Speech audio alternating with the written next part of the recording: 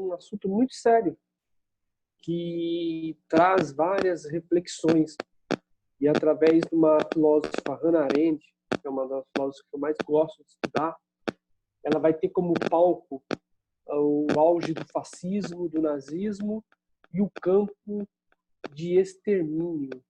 O certo, pessoal, dentro da filosofia e da história, não é falar campo de concentração.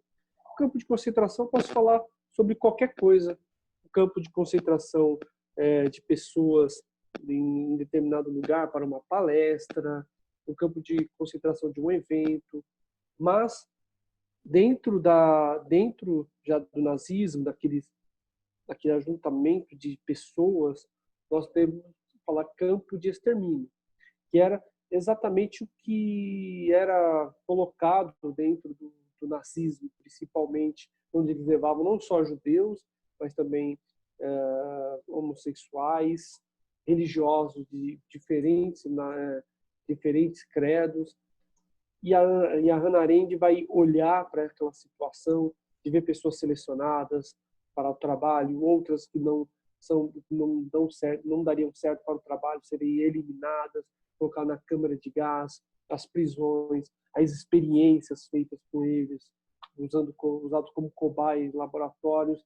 Então, a Hannah Arendt ela vai fazer uma reflexão muito importante sobre essa situação, que vai trazer uma comoção no início, mas depois ela vai olhar e ver que como o mal se tornou tão banal, como é que as pessoas podem se acostumar também com essa situação. E ela liga um alerta para isso, que nós estamos nos acostumando com tantas coisas e até mesmo com o mal. Aí ela vai chamar esse seu estudo, essa sua reflexão sobre o que está acontecendo, ela vai intitular esse estudo sobre a banalidade do mal. Olha aí, pessoal. Nós temos aí, dentro dessa figura, essa pintura, que ela representa, né, a artista Lazar Segal, ela representa a morte de milhares de judeus. O termo pagão, né, de origem russa, tem um amplo significado sendo utilizado para designar o ataque violento a um grupo de pessoas, a uma comunidade com o rasamento de sua população, de sua cultura e o seu ambiente. Hannah Arendt ela vai refletir por que as pessoas fazem isso, por que as pessoas são tão más, por que as pessoas precisam se justificar através da violência. Então, essa reflexão da Hannah Arendt vai ser muito importante. Vamos acompanhar o texto? Olha só, verificou-se anteriormente que as reflexões da ética contemporânea estão relacionadas a problemas e acontecimentos recentes de grande repercussão social. Entre eles, destaca a Segunda Guerra Mundial, que é bem recente, okay? Que tem no genocídio de milhões de pessoas, trouxe à tona o problema da maldade humana. É isso que Hannah Arendt vai mergulhar nas suas reflexões. Nesse contexto, a filósofa e teórica política alemã de origem judaica, Hannah Arendt, uma excelente filósofa, refletiu a respeito de assunto e cunhou a expressão banalidade do mal, demonstrando que, na ausência do pensamento crítico reflexivo, a maldade pode surgir e ser tratada de forma banal, apesar dos seus efeitos devastadores. Hannah Arendt ela vai mergulhar no tema de que as pessoas vão se acostumando com o mal, elas vão deixando para lá, desde que não está acontecendo com ela, vão deixando para lá. O mal já não vai mais provocar o espanto das pessoas. Aí ela vai mergulhar no que origina, de onde vem a questão da maldade humana, de onde vem o mal de cada ser humano.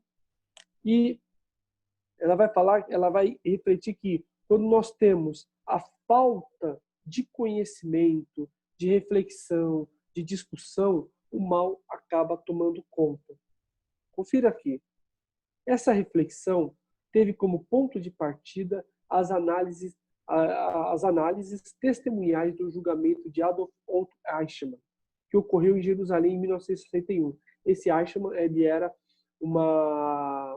um colaborador do nazismo. Ele era o chefe da seleção de assuntos judeus do Departamento de Segurança alemão, sob o governo de Hitler.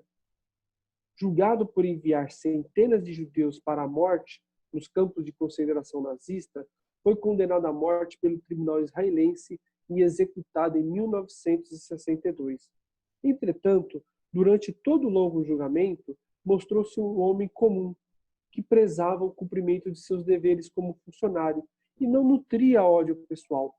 Isso é muito importante, pessoal, que Hannah Arendt vai falar o seguinte: aquela pessoa, o Otto Reichmann, que levou tantas pessoas à morte, ele não era uma pessoa má, mas ele era cumpridor do seu dever.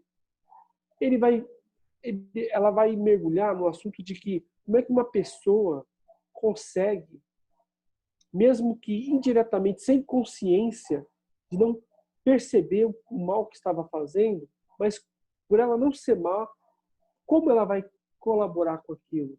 Ou seja, Hannah Arendt ela vai falar que as pessoas entram no estado de automatização das suas atividades.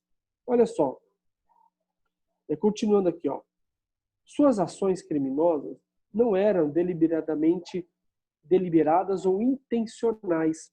Ele apenas obedecia cegamente às determinações do sistema de trabalho rígido e burocrático em que estava inserido, sem refletir, sem problematizar ou questionar as ordens que recebia e executava. Ou seja, ele mandava tantas pessoas para a morte. E Hannah Arendt, que era judia, inclusive, vai ver que aquele rapaz era uma pessoa serena, não tinha mal no seu coração, não tinha maldade no seu coração, mas ela viu que ele apenas cumpria as ordens cegamente. Ele não tinha um retrato do que acontecia, do que ao selecionar as pessoas, do que aquelas pessoas, os judeus, o que aconteceria com eles. Ele não tinha consciência do que estava acontecendo. Ele era um cumpridor do seu dever. É muito sério essa questão. Ele não era uma pessoa má, mas ele era cego na questão de obedecer. Ele era um funcionário, um bom funcionário, que obedecia e fazia bem o seu trabalho, mas ele não reconhecia o quão mal o seu trabalho estava fazendo para a comunidade dos judeus. Então, a partir desse momento, a Hannah Arendt ela vai levar esse título sobre a banalidade do mal quando a pessoa não tem consciência do que está fazendo. Continua aqui um texto comigo, pessoal, na página 18 aí da sua apostila. Com base nessas análises, Hannah Arendt ressaltou que em seus depoimentos, Eichmann não se revelou um monstro, apesar de seus crimes serem monstruosos e ele ser responsável por inúmeras mortes. Segundo ela, seu exemplo servia para demonstrar que ações cruéis e violentas podem ser cometidas por seres humanos comuns, quando eles deixam de exercer a capacidade de pensar, ignorando as consequências e as implicações éticas de seus atos. Agir assim, abrindo mão do pensamento, é banalizar o mal-estar, apesar de seus graves efeitos sobre as pessoas. Ou seja, Hannah Arendt viu que aquela pessoa que fez um serviço monstruoso, ele não era um monstro, ele não era uma pessoa ruim, ele apenas fazia o seu dever. Aí que ela vai justificar essa banalidade do mal, que a pessoa faz as coisas, mas sem ter consciência do que está provocando. Olha só, portanto, com base no caso do Eichmann, para quem a ação correta era a obediência incondicional às ordens de seus superiores, Hannah Arendt nos leva a refletir sobre o fato de que não podemos, em nenhuma hipótese, abdicar de nossa capacidade de pensar, analisar e refletir sobre as implicações éticas de nossas ações, mesmo as mais simples e cotidianas.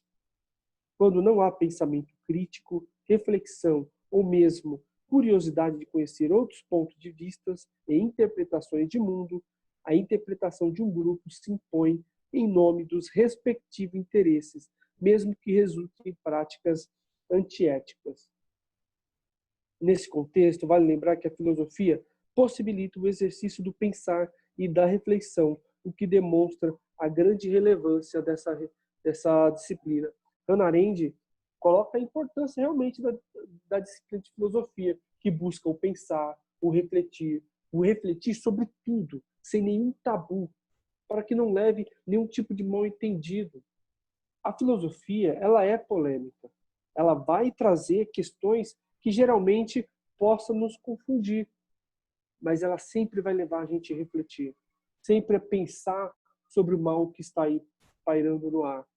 Então, que é importante que nós tenhamos a filosofia não como algo ruim, assim, de tratar, às vezes, temas que viram tabu da sociedade. Muito pelo contrário.